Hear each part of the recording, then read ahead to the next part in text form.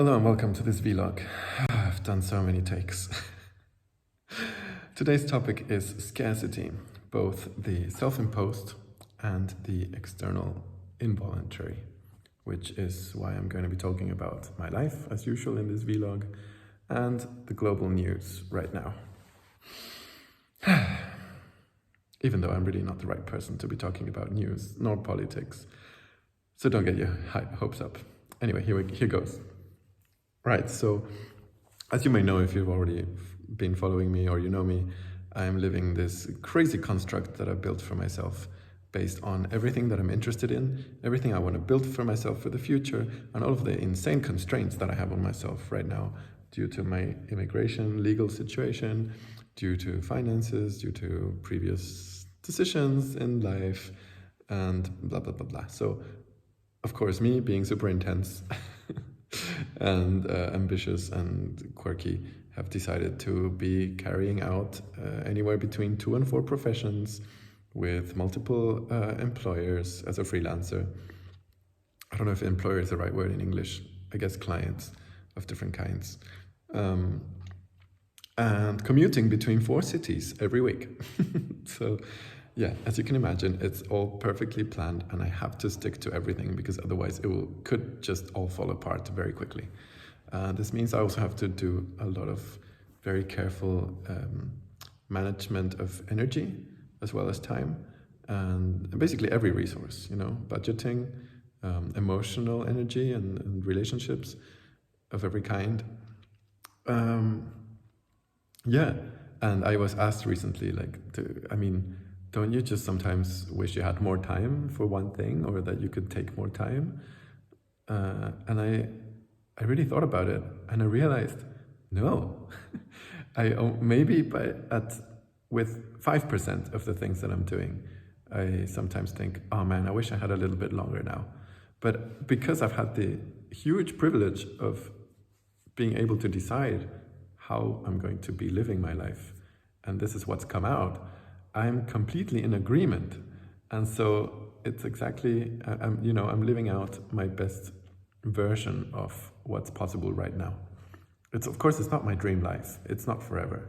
There's a lot of things that I would change, but I have to work with the constraints. And so I've stayed true to my highest self and his wishes. And I've leveled up to that. And that makes me really, really happy and grateful and really proud.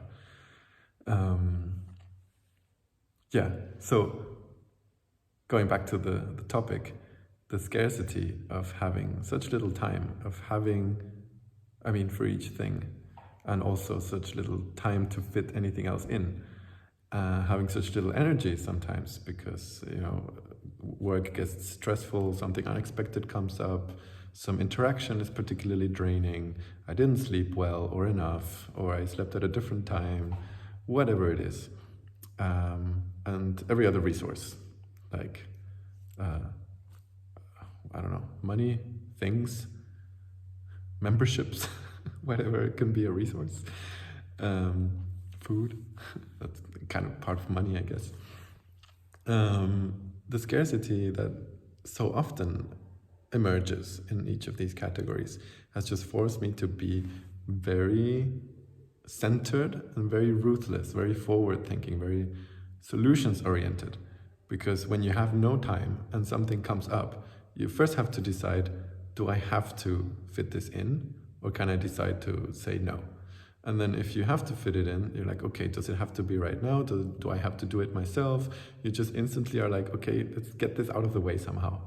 And there's just no room for overthinking, for perfectionism, for procrastination. All of the things that I've also struggled a lot with in the past just kind of vanish when you're under this pressure to perform and you're able to rise up to the challenge. Now, I know not everyone is able to rise up to that for many, many reasons that are absolutely not their fault. I'm also not always able to rise up. Some days yes, some days less. Oh, actually, that's a really good motto. I should put that on a t-shirt.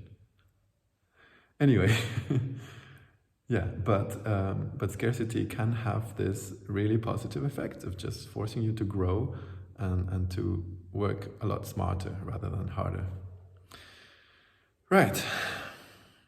Now, moving on to the tragedy that's unfolding right now. I already tweeted out immediately.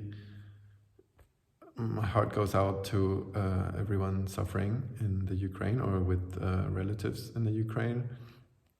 I've not really looked into the facts. I just saw a quick chart comparing the two countries and where they stand, for example, in terms of freedom and corruption and freedom in many different ways and different metrics, and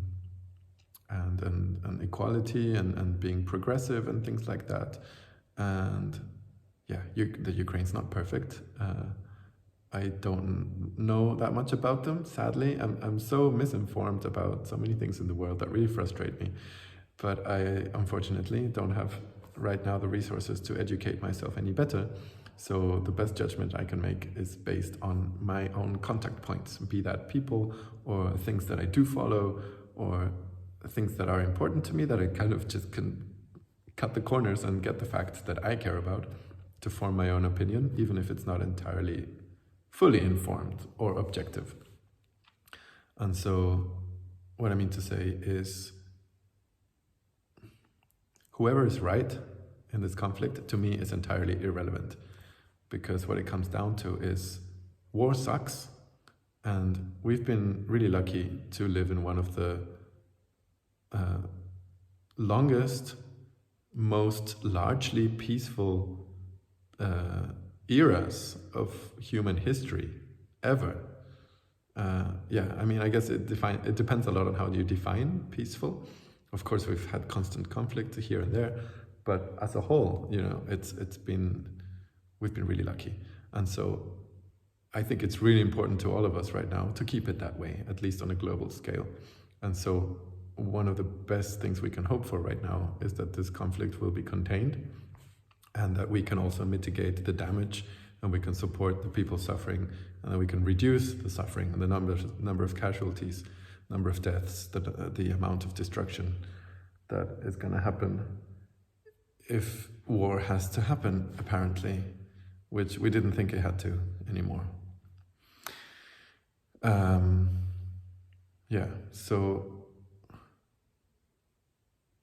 that's what makes me kind of hopeful. But as a realist and a critical thinker and a planner, of course, I've thought a lot about what are all the possible and the worst possible outcomes. And whatever may come, I think we're much better prepared for it now as a new, slightly more developed society, more interconnected, with more discourse between the generations and really interesting last couple of generations growing up with the internet, with new values, with a completely new paradigm on everything.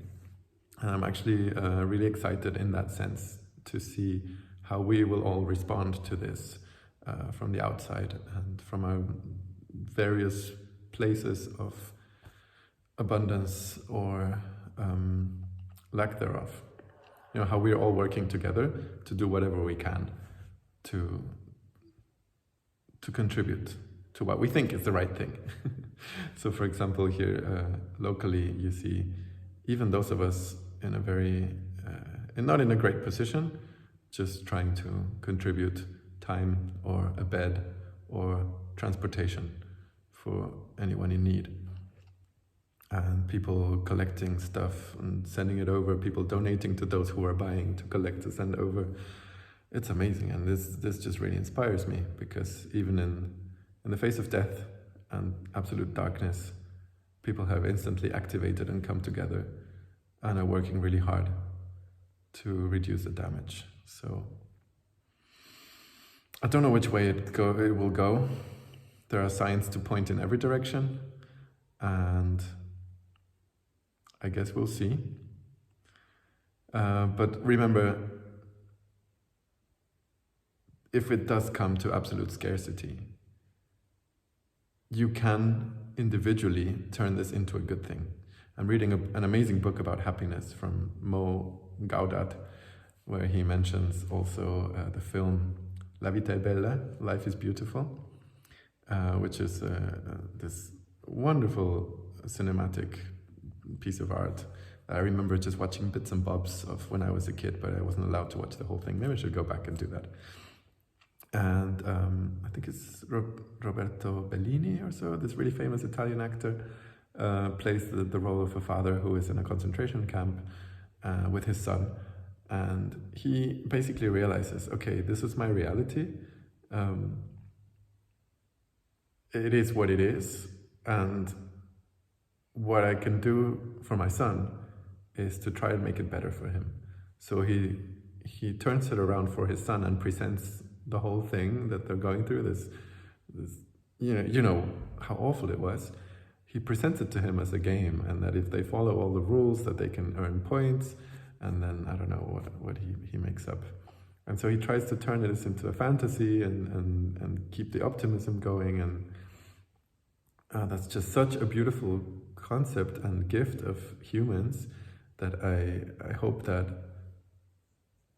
no matter how affected you and I will be by what's happening right now, that we will hold on to that spirit and we'll be able to get through it in the best way possible. All right, I'm over time. That's my 2 cents. Take care, stay safe, stay strong, and I'll see you in the next one. Peace.